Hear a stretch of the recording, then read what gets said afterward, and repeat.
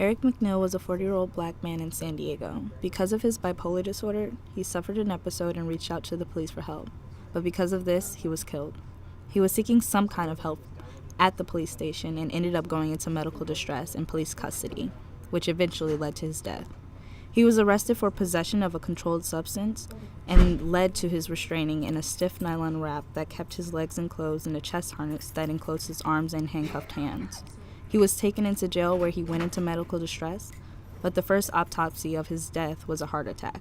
But when family members saw him, there were bruises all over his face that implied an altercation had taken place. His death was soon pronounced as a homicide after further investigation, but the police involved received no consequences. This is not an individual problem. In 2018, 825 people have been killed so far. These people are disproportionately people of color, especially black people.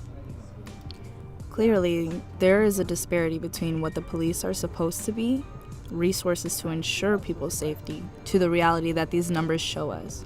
But what can we do to change this? Our solution is to build up the sense of community between police and the people. New recruitments of police officers should have to live or be from the community that they are policing. When they're off duty, they should attend events such as town halls, volunteer events, or community barbecues out of uniform in order to look more personable.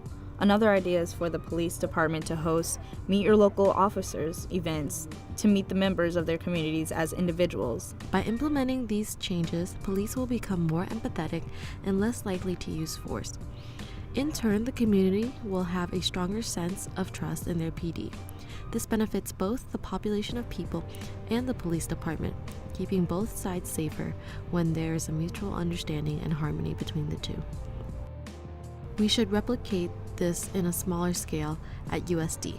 If we had public safety come to events such as the Alcala Bazaar to introduce themselves to